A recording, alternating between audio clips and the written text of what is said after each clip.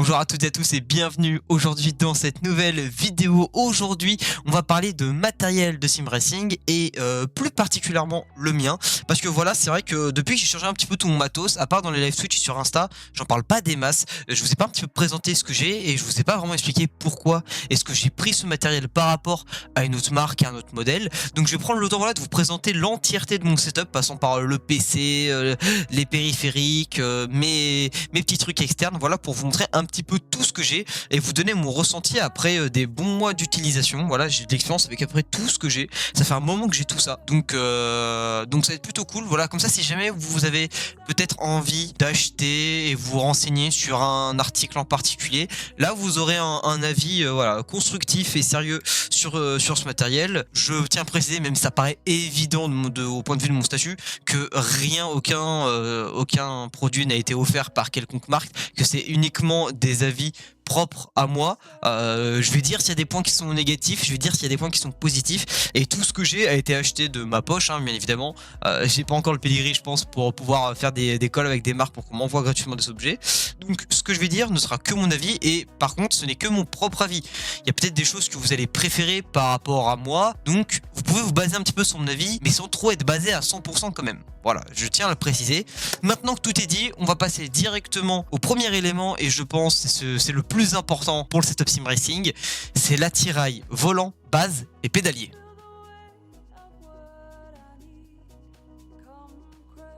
Pour le volant, j'ai changé de marque par rapport à celui que j'avais avant. J'étais habitué entre guillemets de la marque Fanatec, puisque ça faisait des années que j'entendais parler de cette marque, ça faisait des années que je voulais en avoir, et j'ai eu un combo avec le Formula Steering Wheel Formula V2.5X. Oui, c'est un nom à rallonge, je sais, mais qui était un volant donc typé monoplace, typé Formule 1, qu'on trouve aujourd'hui autour des 370 € en fonction des revendeurs, si c'est officiel ou non, qui est un volant qui est plutôt cool en prise en main, avec ses poignées en Alcantara. Je trouve vraiment très intéressant, beaucoup de boutons, une petite bande de LED au milieu en haut du volant, avec un petit écran LED pour voilà faire apparaître la vitesse, les rapports de boîte, et des petites LED sur le côté aussi qui vous permettaient de voir si par exemple le traction control ou l'ABS était en route, et ça c'était hyper utile quand même pour le volant.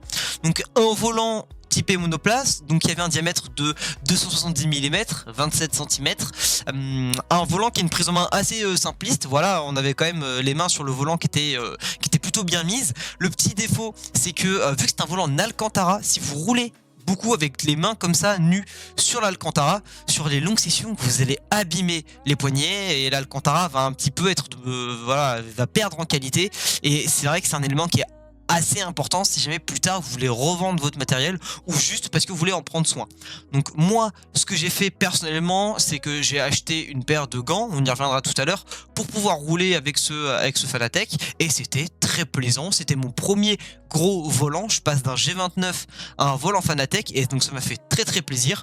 Beaucoup d'options, un petit mécontentement sur les modes rotatifs en fait, au niveau des pouces, puisqu'on a des petites molettes que vous pouvez tourner avec les pouces, qui je trouve personnellement ne sont pas assez dures, et donc quand on donne sans faire exprès un petit coup de pouce dedans, c'est assez facile de faire changer les réglages.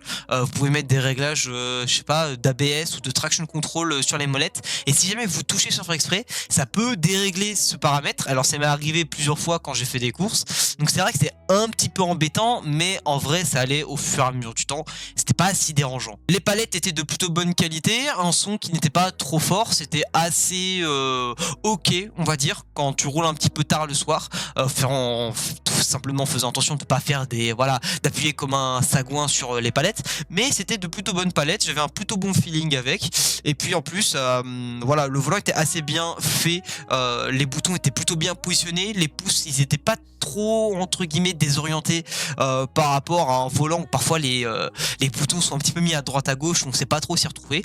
C'était plutôt sympa. En plus il était livré avec un sacré paquet voilà, de stickers et de boutons pour pouvoir tout changer, donc c'était plutôt pas mal. Et avec ce volant j'étais sur un CSLDD 5 Nm, le tout avec l'ancien Quick Release, le QR1, parce que Fanatec est passé au QR2 il y a quelques temps, et voilà, c'est une base qui était très cool, avec beaucoup de paramètres que vous pouviez régler, un très bon ressenti. J'adorais vraiment cette base, surtout surtout sur iRacing. Je crois que le ressenti était complètement dingue.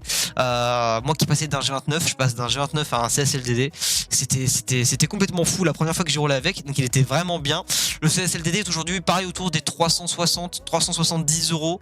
Voilà, donc vous pouvez les retrouver. C'est un matériel que je peux conseiller. Après, attention tout de même, Fanatec a de certains problèmes ces derniers temps. Ils ont été rachetés par Corsair. Ils ont toujours eu des petits problèmes au niveau du SAV. Si jamais vous avez des problèmes et que vous devez les renvoyer, ça a toujours été un petit peu chaud. Mais on pourra faire une vidéo dédiée sur le matériel Sim Racing si vous le souhaitez. Mais en tout cas, c'était le matériel que j'avais avant. Je me suis un petit peu éternisé sur le sujet, mais voilà, c'était pour vous montrer ce que j'avais avant comme matériel pour la base et le volant. Et aujourd'hui, j'ai changé en passant chez la marque chinoise Simagic. Donc on est donc sur un volant Simagic, le GT Neo, un volant plus typé GT pour le coup par rapport au Club Sport Formula V2 de chez Fanatec. On est sur un volant qui fait 30 cm de diamètre, vraiment plus typé GT. Si vous faites de la monoplace avec ce volant, vous allez sentir une différence par rapport au volant Fanatec Formula V2.5. Mais je vais pas vous mentir, il est magnifique. C'est une des raisons de pourquoi je l'ai pris.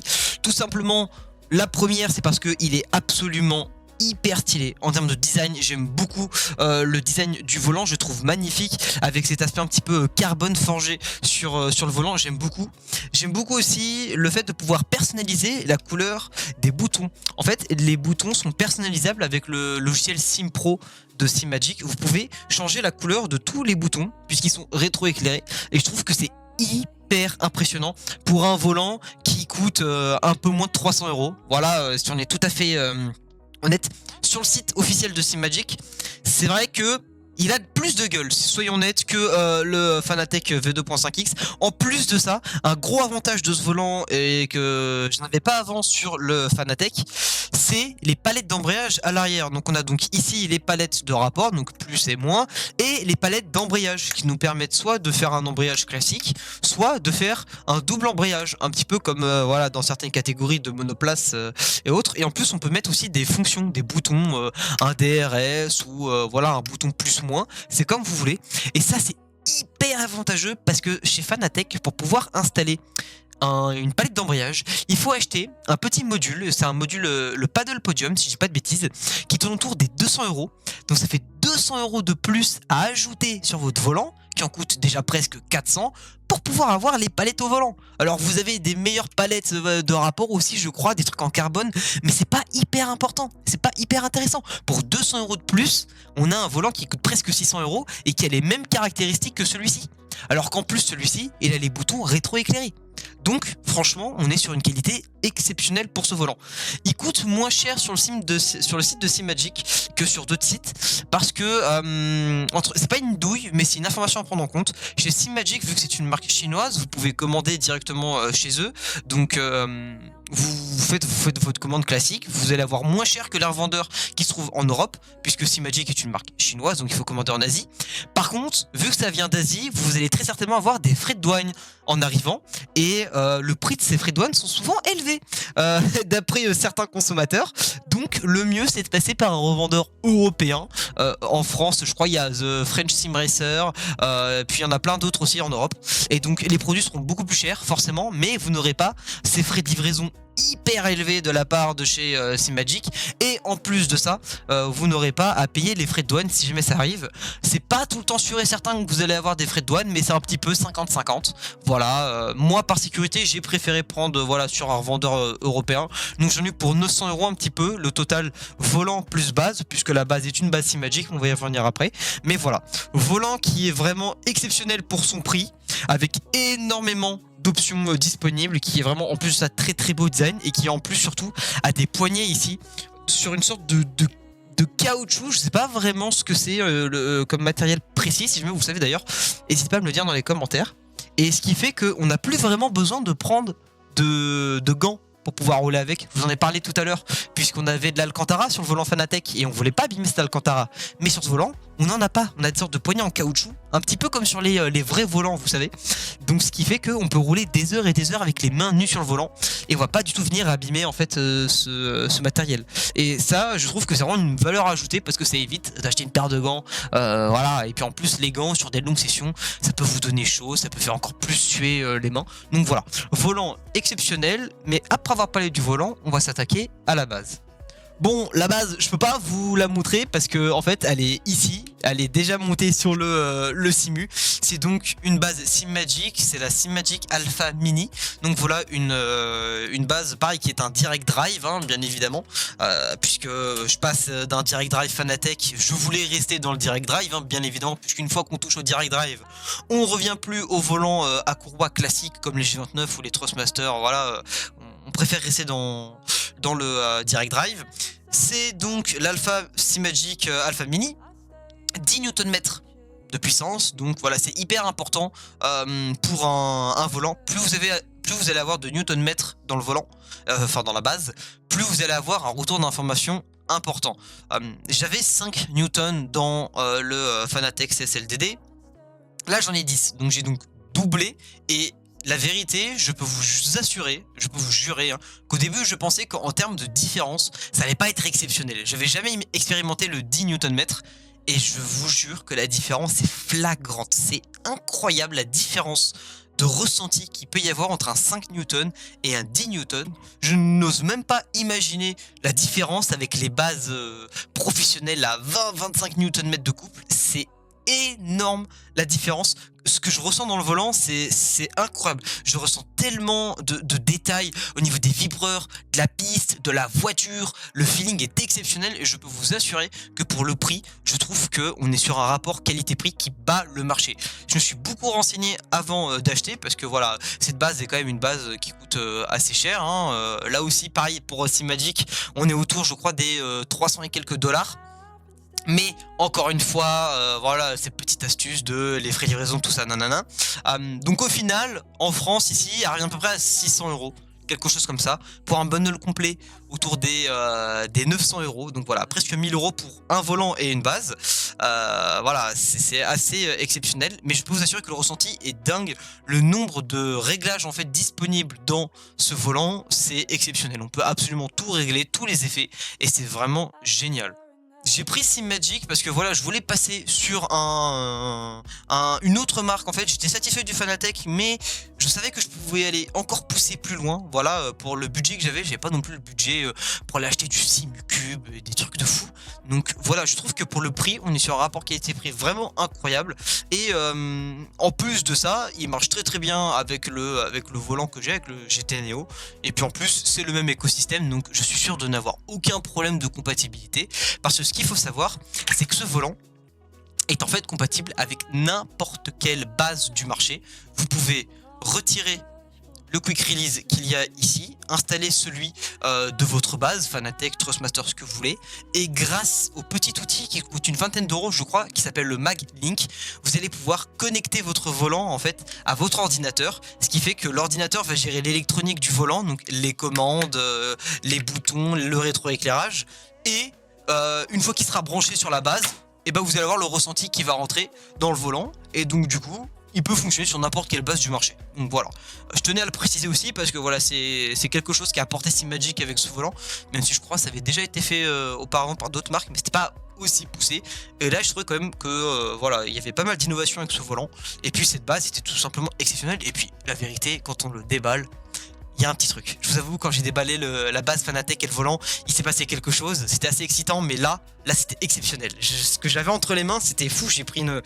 Waouh, j'étais pas choqué, je peux pas trop en faire non plus. Mais c'était vraiment exceptionnel. Je peux vous assurer que ce matériel est exceptionnel.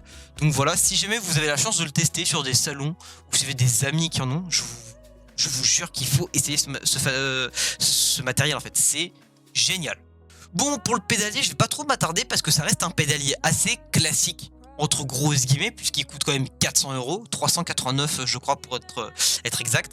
Pareil, je peux vous le montrer, il est en bas sur le setup. Donc c'est un Logitech G Pro Pedals. C'est un pédalier donc low de sel hein, qui est très performant. C'est un petit peu entre guillemets l'équivalent du pédalier V3 chez Fanatec, mais j'ai préféré prendre celui de chez Logitech parce que on est à peu près sur les mêmes choses, et en plus de ça, les élastomères, donc les gommes qui choisissent la dureté de votre pédale, sont beaucoup plus pratiques à retirer et à installer sur le Logitech que sur le Fanatec. Je me suis renseigné sur les forums, et il est vrai que le Logitech avait une certaine facilité à changer ses gommes. En termes de ressenti, je le trouve super. Ça va faire 2-3 ans que j'ai ce pédalier. Même s'il est vrai que j'aimerais bien évoluer vers quelque chose d'un peu plus pro. Potentiellement du Singvelt, voilà, sans trop vous mentir. Mais franchement, il fait très très bien le taf. Il est très bon sur la durée.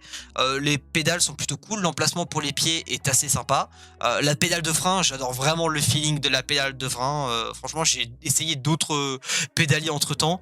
Et il est vrai qu'il est absolument cool dans le ressenti pour un pédalier à 389 €.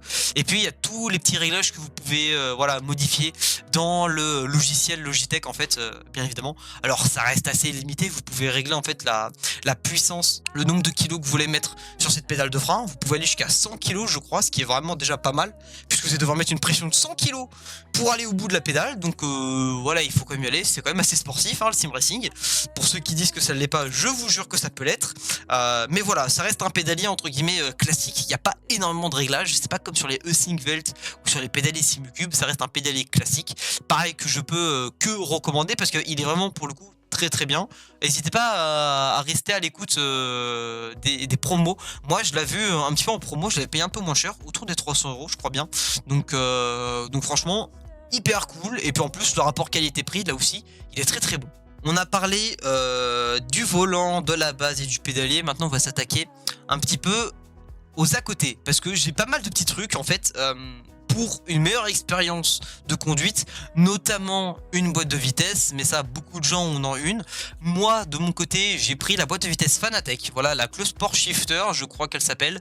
Elle coûte autour des 270 €. C'est une plutôt bonne boîte de vitesse, pour son prix c'est même une très bonne boîte de vitesse, avec la possibilité de changer l'embout, soit en mode boîte en H en fait, hein, classique, soit en mode séquentiel. Et donc je l'avais prise parce que j'étais sur l'écosystème Fanatec avant, et c'était beaucoup plus pratique de pouvoir rouler avec cette boîte de vitesse qui en plus je trouve magnifique en termes de conception, et même en termes de poids c'est vraiment très très lourd et c'est vraiment très bien fini. Mais par contre, une fois que j'ai changé de matériel, que je suis passé sur Simagic, je n'ai pas pu l'utiliser parce que malgré le fait qu'elle puisse se brancher voilà, sur un PC avec une certaine prise, vous pouvez pas simplement la brancher sur votre PC comme ça. Il faut acheter un petit adaptateur qui coûte une trentaine d'euros sur le site de Fanatec, qui vous permet en fait de la faire transférer sur le PC et de pouvoir l'utiliser de manière externe, puisque en fait le matériel Fanatec généralement se branche sur la base. Branche le pédalier et le volant sur la base, ainsi que la boîte de vitesse. Donc j'ai dû acheter un petit voilà exprès à côté. Sachez que vous ne pouvez retrouver en fait ce petit embout en fait, ce petit transformateur, on va appeler ça comme ça, nulle part ailleurs. C'est que sur le site de Fanatec que vous allez trouver ça. C'est propre à Fanatec, vous pouvez pas le faire d'une autre manière. Voilà, enfin, en tout cas moi j'ai pas trouvé personnellement. Donc j'ai dû acheter ce petit embout qui voilà, trentaine d'euros, ça reste ok. Mais voilà, c'est une très bonne boîte de vitesse, on a un très bon ressenti, que ce soit en boîte H ou même boîte séquentielle. Hyper simple d'utilisation, voilà, pour switcher entre les deux modes. On sent que voilà que c'est bien fini. Par contre ça fait un peu de bruit si on est honnête, quand on joue le soir, la nuit, si jamais vous êtes des couches tard comme moi, que vous jouez la nuit, c'est vrai que ça peut faire énormément de bruit. Je sais pas si ça s'entend bien sur le micro, j'ai réglé un peu fort pour que vous puissiez un petit peu entendre, mais voilà, ça fait quand même pas mal de bruit. Et puis en plus dans le châssis en aluminium ça résonne encore plus. D'ailleurs le châssis on va y passer juste un petit peu après. Mais voilà, je voulais vous la montrer. Elle est pas forcément, c'est pas celle que je recommanderais le plus. Je sais qu'il y en a d'autres avec des rapports qualité-prix plus bas, mais qui sont bien mieux. Pour le coup, hein, pour 270 €, c'est une très bonne boîte de vitesse. Mais vous pouvez trouver voilà, votre petit plaisir autour d'une centaine d'euros, et ça fera largement le taf. Vraiment très honnêtement. C'est juste que moi j'ai voulu rester dans l'écosystème Fanatec, et j'ai pris cette boîte de vitesse. Sinon j'en aurais pris très certainement une autre. Dans les à côté, j'en ai parlé tout à l'heure, c'est pas obligé, mais avoir une petite paire de gants, généralement, avec soi, c'est assez intéressant. Donc moi, c'est une petite paire de gants RSS qui coûte voilà une trentaine d'euros avec les frais de livraison, qui en fait sont des gants de karting en fait. Voilà, c'est juste des gants de karting, des vrais gants de karting que j'utilise pour les courses. Voilà, j'aime bien rouler en fait avec des gants. Même si je peux rouler sans gants, j'aime beaucoup, c'est à force de l'habitude, j'aime beaucoup rouler avec des gants, mais vous n'êtes pas obligé. Voilà, si vous avez un volant un petit peu comme le mien avec des poignées en caoutchouc, vous n'êtes pas forcément obligé. Par contre, c'est vivement recommandé une paire de gants de ce type si jamais vous jouez avec voilà, un volant en Alcantara. Alors attention quand même avec les paires de gants parce que à force de jouer avec, de forcer un petit peu, je sais pas si ça va se voir à la caméra, mais on a des petites marques, des petites traces qui arrivent. Mais moi, c'est pas du tout dérangeant, c'est des gants, c'est fait pour ça. Et puis, dans le pire des cas, si un jour ils sont morts, pour une trentaine d'euros, franchement, je trouve que c'est pas très cher payé. Un petit à côté aussi également, alors c'est pas forcément recommandé mais moi c'est ce que je m'étais fait. J'ai acheté un petit écran, voilà, un petit écran de 4 pouces avec un support imprimant 3D qui était fait pour le CSLDD à l'origine, qui me servait en fait de dashboard avec 6 meubles. Il était relié et en fait il était mis comme ça au-dessus de la base et j'avais une sorte de petit dashboard. Franchement ça suffit largement, pas besoin d'acheter un dashboard qui coûte 200-300 euros, ça suffit largement, surtout si vous avez un budget un petit peu serré. Moi maintenant je m'en sers plus parce que vraiment j'en ai plus vraiment l'utilité vu que j'ai des applications externes sur l'ordinateur. Mais il est vrai que ça pouvait être assez intéressant, voilà, d'utiliser ça. Ça coûte pas très cher, hein, vous pouvez en trouver un petit écran, il vient d'AliExpress, pareil pour le support 3D, et ça coûtait vraiment pas cher voilà, à faire. Le délai de livraison était un petit peu long, étant autour des 2-3 semaines, mais c'était pas quelque chose d'exceptionnel franchement, et ça marche vraiment bien, vous avez beaucoup d'informations sur les dashboards que vous pouvez trouver sur internet et faire fonctionner via Cmub. Donc voilà, quelque chose à pas oublier si jamais vous voulez un petit dashboard et que votre budget est assez serré. Dernier petit à côté, voilà, ça c'est un petit plaisir personnel, c'est un Stream Deck, donc de la marque Elgato. Pour ceux qui connaissent pas, généralement comme son nom l'indique, c'est un petit outil qui est souvent utilisé dans les streams en fait, dans le monde du streaming, parce qu'à l'origine voilà, vous pouvez mettre plein de petits raccourcis sur votre Stream Deck qui vous permettent d'effectuer des commandes en fait sans forcément le faire sur le PC. Par exemple, si vous êtes en live Twitch et que vous voulez changer de scène, et bah vous avez juste à cliquer sur un bouton et ça le fait directement avec le Stream Deck. Moi j'en ai un qui est juste ici, voilà, c'est un petit Stream Deck avec 15 touches. Et franchement c'est hyper pratique. J'ai beaucoup de raccourcis et beaucoup de trucs voilà, pour changer mes pneus, pour ajouter certaines commandes sur mon Stream Deck, et puis même pour rajouter des raccourcis ou des fonctions pour des applications, se mute sur un stream ou sur Discord, activer le micro et faire plein de choses. C'est vraiment hyper pratique. Ça coûte un peu cher, on est autour de la centaine, 120 euros je crois, quelque chose comme ça. Moi j'ai acheté un ami donc ça m'a coûté à peu près 80 euros. Donc franchement je trouve que c'est hyper cool à posséder. Là aussi il y a d'autres versions avec des versions XL, voilà, ou même des mini avec juste 5 ou 6 touches je crois, vraiment des très petits avec deux barres de 3 je crois, 3 en haut 3 en bas. Ça coûte là aussi moins cher et ça peut être tout à fait utile, voilà, pour faire du sim racing ou pour faire du streaming. Moi j'utilise ça et c'est vraiment très pratique. Je passe assez rapidement là-dessus, mais je voulais quand même l'indiquer, voilà, parce que si jamais certains voulaient retrouver le même matériel que moi, vous pouvez. J'ai une souris Corsair basique, alors j'ai plus la ref maintenant, mais elle sera affichée à votre écran. Et de toute façon, tout ce que je dis dans cette vidéo sera dans la description. Mais voilà, une petite souris sans fil Corsair assez sympa, autour des 50-60 euros, je crois bien.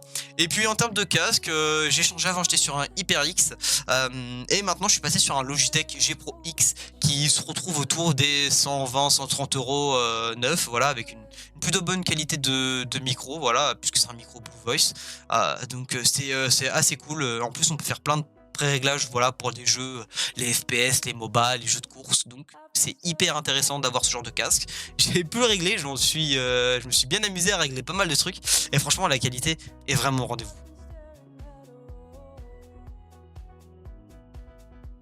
On va passer, on va dire, à la partie peut-être la plus importante du simu, parce que pour pouvoir utiliser tout ce magnifique matériel qui coûte très cher, Qu'est-ce qu'on fait? On utilise un châssis, voilà, un simulateur. Moi, je suis passé chez la marque Simlab. Avant d'avoir celui-ci, j'en avais un autre, voilà, pour les anciens qui se rappellent sur live Twitch. J'avais un châssis Playseat Evolution, typé Red Bull Racing, je crois, Red Bull eSport, qui était plutôt ok, mais qui pour 400 €, qui était le prix auquel j'avais payé, était vraiment pas top. Voilà, c'était très petit, c'était pas très quali, avec un DD, un CSL DD et des pédales Logitech Load Cell. C'était pas hyper confort, c'était pas, voilà, ça bougeait beaucoup, c'était pas hyper ouf, et j'ai très vite changé pour ce cockpit sim racing. Donc c'est un GT1 Pro de la marque Simlab, ça coûte 1300 €, mais c'est génial, vraiment, je vais pas vous mentir, c'est génial. Que ce soit au niveau des sièges ou même au niveau du montage, c'est très simple à monter. En plus, c'est un matériel qui est très pratique et qui est très modifiable, puisque c'est de l'aluminium. Donc en fait, vu que c'est un châssis alu, on peut absolument tout modifier quand on veut, c'est très simple, et on peut vraiment faire nos réglages un petit peu aux petits oignons, réglages personnalisés, et je trouve ça vraiment cool et vraiment sympa. Si je veux demain rapprocher ma boîte de vitesse, parce qu'elle est un petit peu trop loin à mon goût, et bah je dévisse deux vis, et puis bam, je peux modifier comme je veux. Pareil pour mon simu, si je trouve que je suis un peu loin des pédales, un peu loin du volant, je le soulève, comme dans une vraie voiture, et je m'installe dans la position que je veux. Et ça, c'est hyper quali. C'est pas trop chiant à monter, si on est tout à fait honnête. Ça prend du temps par contre, voilà, il faut pas mal d'heures, une dizaine d'heures pour tout monter. Mais franchement, avec un petit peu de musique et en étant chill, ça se monte très bien. Pareil pour le support écran, parce que moi j'ai pris un support écran classique, voilà, avec le petit support VESA pour poser l'écran par-dessus, et franchement ça marche très très bien. J'ai pas trouvé ça hyper cher par rapport à d'autres choses sur le marché, à d'autres simus. 1300 €, je trouve que ça reste, voilà, ça reste un très bon prix pour ce matériel, qui en plus, voilà, c'est du solide, ça va tenir dans le temps, et puis quand vous faites un réglage et que vous serrez comme il faut, ça bouge pas, ça bouge quasi pas, peut-être à part le siège, si je fais des coups comme un sagouin, forcément que ça va un petit peu grincer, mais voilà, c'est plutôt bien fait, c'est plutôt très rigide. Il n'y a pas de sentiment de... Quand je bouge ma boîte de vitesse, je sens pas de mouvement perturbant ou quoi que ce soit. Donc je trouve que le châssis est vraiment très très bon. Après, ça c'est mon avis personnel, mais vous pouvez aussi également trouver des châssis un peu moins chers, un peu plus bon marché, voilà, sur le marché sim racing. C'est pas forcément obligé de prendre quelque chose comme ça. Je sais que Hoplite fait des châssis parfois un peu moins chers, qui sont un petit peu de moins bonne qualité, mais qui sont très très bien quand même, qui sont très très bien finis, qui sont très très bien faits, qui est une super marque Hoplite d'ailleurs, qu'on voit souvent dans les vidéos et dans le monde du sim racing. Donc voilà, n'hésitez pas à les checker là-bas aussi, hein, je vous renvoie sur ce que moi je peux connaître. Mais voilà, je sais que sinon Simlab a cette version, mais en peut-être un peu moins bien, entre guillemets, un peu plus bas de gamme, qui est un peu moins cher pour avoir une certaine centaine d'euros, qui peut être non négligeable, voilà, quand on fait un setup comme celui-ci. Mais moi je trouve que pour le prix, on est sur un rapport qualité-prix plus que correct. Autre élément ultra important, c'est l'écran, bien évidemment, parce que on pourrait ne pas y penser comme ça, mais la perception de jeu avec l'écran est hyper importante. Au début, j'étais sur un écran classique, 1080p, voilà, classique, comme à peu près tout le monde peut avoir chez soi, voilà, des écrans vraiment typés simplistes, hein, avec 144 Hz, des trucs vraiment assez simplistes. Et j'ai évolué pour un ultra wide. Un ultra wide, qu'est-ce que c'est? Donc c'est des écrans qui sont vraiment très larges. Moi j'en ai un qui fait 34 pouces ultra wide, donc c'est donc de la marque GoFolk. Voilà, donc c'est un écran 2K qui fait 160 fps, donc 160 Hz. Il est très cool pour le prix, je l'ai payé 400 € sur Amazon. Et franchement, il est très très cool. Et l'avantage de l'ultra wide par rapport à un écran simpliste, c'est la perception de l'écran. Je m'explique. Quand vous êtes sur un écran classique 1080p, je prends l'exemple, en fait, vous allez voir une certaine partie de votre jeu. Généralement, vous allez voir le cockpit. Et voilà. Maintenant, avec un ultra wide, on élargit cette vision. Donc, on voit le cockpit et ce qu'il y a à côté. Et la perception de la vue est hyper importante parce que par exemple sur les circuits où on peut prendre des pénalités pour track limit, pour un passage un peu bizarre et le jeu nous met une pénalité, et bah avec l'ultra wide c'est des problèmes qui sont réglés très facilement puisqu'on voit bien mieux la piste qu'avec un écran petit, un écran 1080p, et je trouve que c'est hyper avantageux d'avoir ça.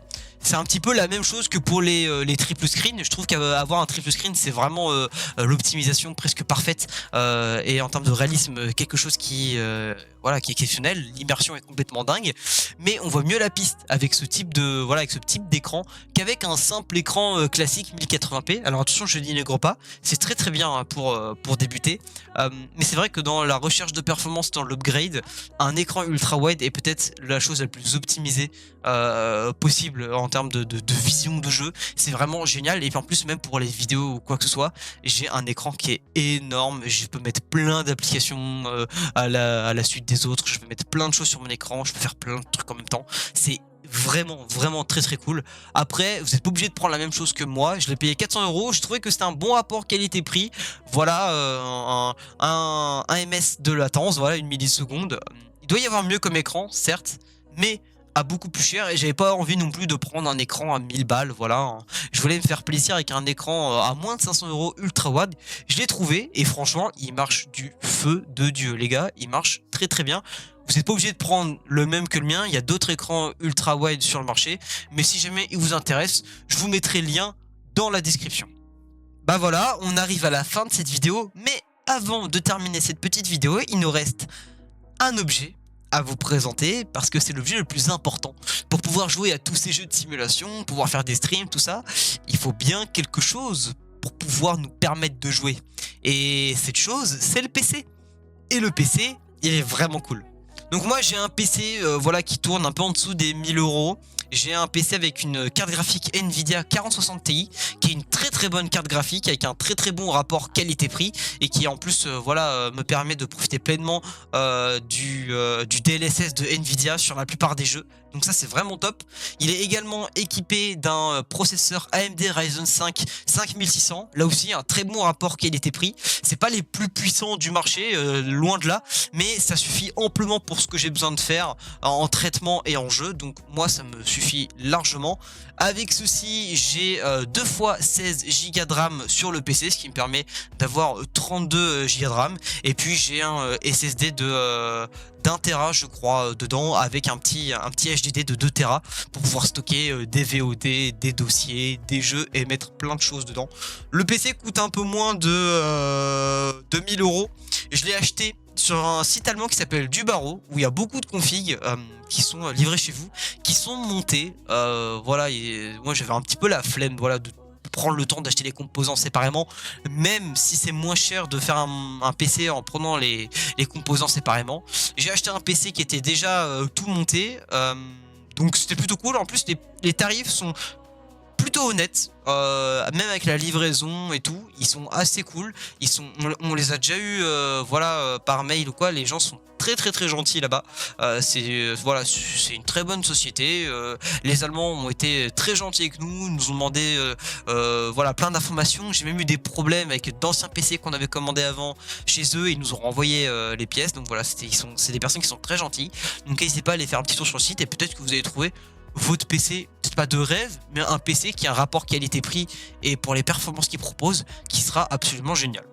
Voilà, je vous ai à peu près tout présenté. C'est tout le matériel que j'utilise, que ce soit pour faire du sim racing et un petit peu pour le streaming. C'est tout ce que j'utilise. Vous n'êtes pas obligé de prendre le même matériel exact que moi, c'est vraiment ce que j'utilise et j'en suis absolument ravi. Pour le moment, il n'y a rien qui est prévu d'évoluer, peut-être à part les pédales, mais pour l'instant j'ai absolument mon setup de rêve, où je suis très bien installé, j'ai un très bon confort, un très bon ressenti, et je prends un plaisir monstre à passer des heures et des heures dans ce simulateur. La vidéo est terminée, je vous remercie pleinement pour toutes celles et ceux qui l'ont regardé jusqu'au bout. N'hésitez pas à mettre un petit pouce bleu et à vous abonner, ça fait toujours plaisir et ça soutient la chaîne. Et n'hésitez pas à mettre la petite cloche de notification pour être à jour et au courant quand je sors une nouvelle vidéo et que je mets un post. N'hésitez pas à me follow sur mes réseaux, Twitch, Insta, TikTok où je poste du contenu, voilà, souvent des rediffs de stream, voilà, des petits moments sympas, des petits highlights, des petits trucs assez sympas. Et puis on se retrouve dans une prochaine vidéo. À la prochaine. Ciao ciao.